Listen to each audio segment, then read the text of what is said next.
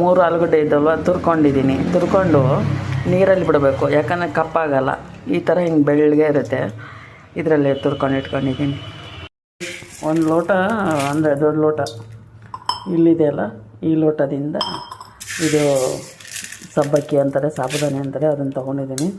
ಹಾಗೆ ಏನು ಮಾಡಿದ್ದೀನಿ, ಇಲ್ಲೊಂದು ಚೂರು ಅಂದರೆ ಒಂದು ಸ್ಪೂನು, ಅರ್ಧ ಸ್ಪೂನ್ ಅಥವಾ 1 ಸ್ಪೂನ್ ಹಾಕ್ಕೋಬೋದು ಗರಂ ಮಸಾಲ.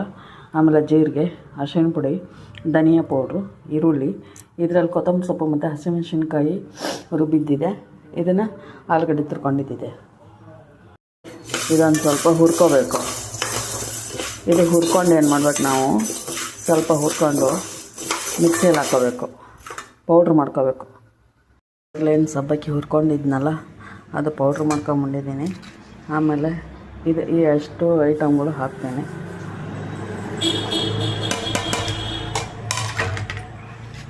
ಖಾರ ಎಷ್ಟು ಬೇಕೋ ನೋಡಿಕೊಂಡು ಹಾಕ್ಕೋಬೇಕು, ನಿಮಗೆ ಎಷ್ಟು ಬೇಕೋ ಅಷ್ಟು. ಆಮೇಲೆ ಆಲೂಗಡ್ಡೆ ತುರ್ಕೊಂಡಿದ್ನಲ್ಲ, ಅದನ್ನ ಹಾಕ್ತಾಯಿದ್ದೀನಿ.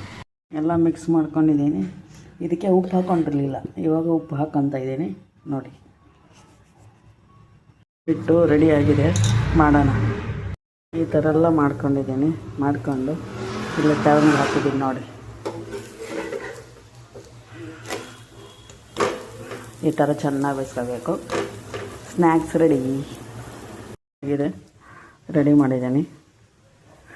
ನೀವು ಮಾಡಿ ನೋಡಿ.